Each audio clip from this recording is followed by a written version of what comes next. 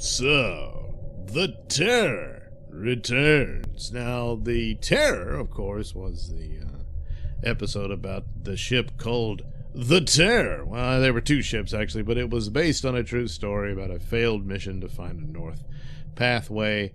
And the ships got trapped, and the crew all died, and it was all very sad, and there was some amount of mystery there. Obviously not a supernatural polar bear chasing them down, but hey, it made for a great horror series. And then they announced that they were going to do a second season. Well, wait a minute. Everyone's dead. Oh, yes, it will be called Terror, but it will move on to other tales of terror. So didn't quite know what they would do, and I wondered, oh, does the word terror actually have to be like it was for the first one? But no, here we have a story, and I haven't looked into it. I just watched the first episode, so I don't know if this is based on a historical event or not. Obviously, events that happen in history do take place in it. This is a Japanese-American community, and it's right before Pearl Harbor happens, and so it does, and we all know what's going. Well, you should know. The Japanese Americans were put into internment camps by the order of FDR. Yes, that's right. And in this story, it's interesting because what appears to be the main character is actually going to, it was set up as being centered around mostly one area, as the first story was.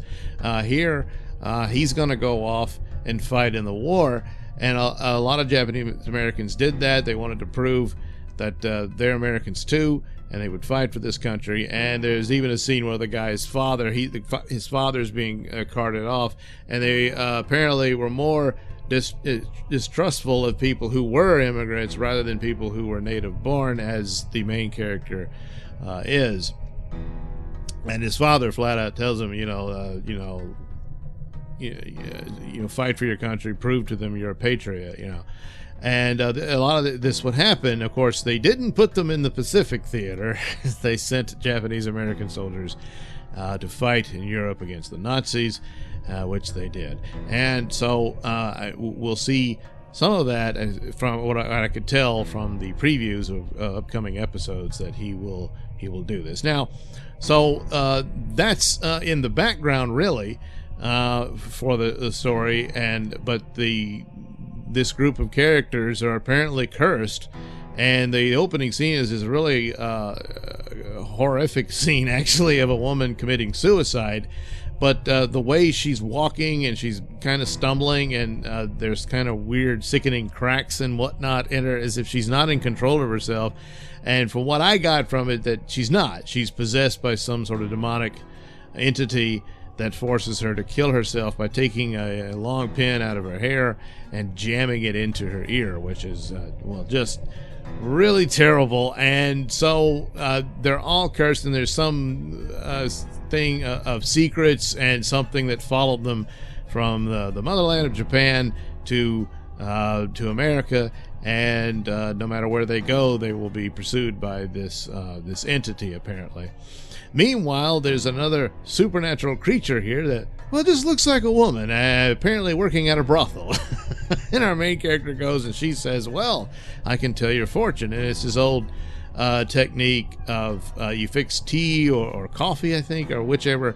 You drink it, and then the seer looks at the residue, this sort of stain left behind by the drink, and she studies that and says, oh, I can see this and see that.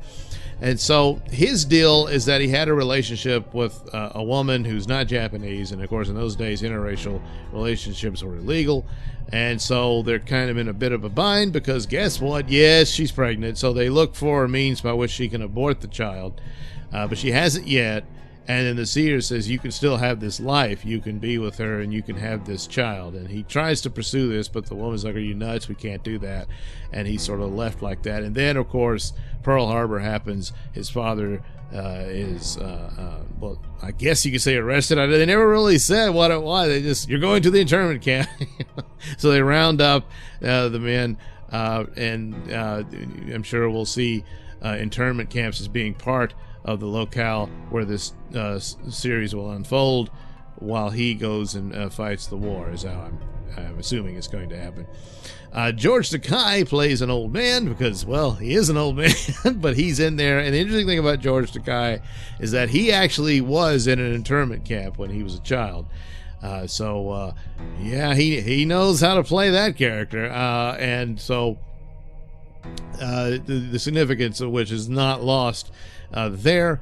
But as for what the terror is, no, it's not just racism and being mishandled by your own country. And the huge irony of that, of fighting a fascist and racist regime while committing racist and fascist tactics against your own citizenry here is what happened. But no, the folklore of Japan and some of that with demonic creatures and whatnot. And I think it'll probably take on some of the stylings and looks of like movies like The Ring and The Grudge and stuff like that, which would be fine with me. Because that, boy, is that unsettling imagery. But I hope they don't copy it totally.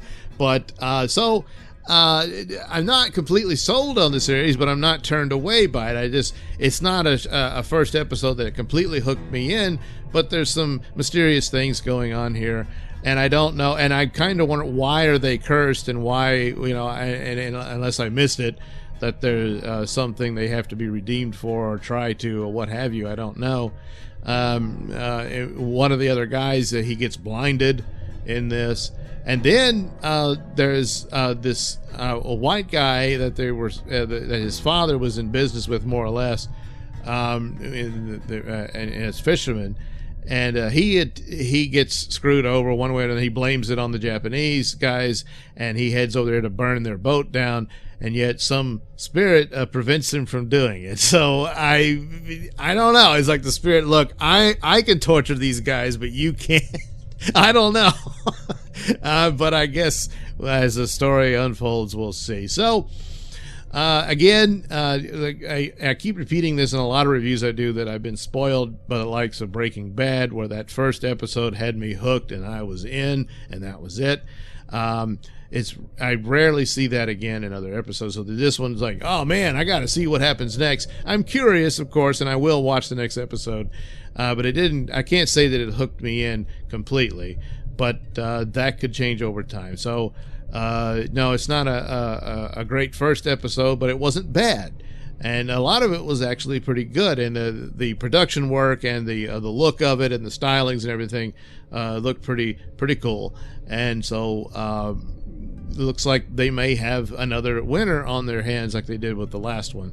But I don't know that it's going to be like capture the country by storm, or anything like that. But still, all in all, a good episode of terror. Infamy. Yes. Gee, I wonder where they got that title from. Yeah. But so a nice little first start, and we'll see what happens with terror. Thank you for watching and listening. Say, why not like and subscribe? And, well, you're already here, so you might as well take a gander at those link descriptions below. That'll take you to my mini stores that have plenty of goodies for you. Yes, that's right. Hats, mugs, t-shirts, all that stuff. Plus my poor man's Mystery Science Theater treatment of old horror and sci-fi movies. All that stuff just waiting for you. That's right. You. Bye-bye.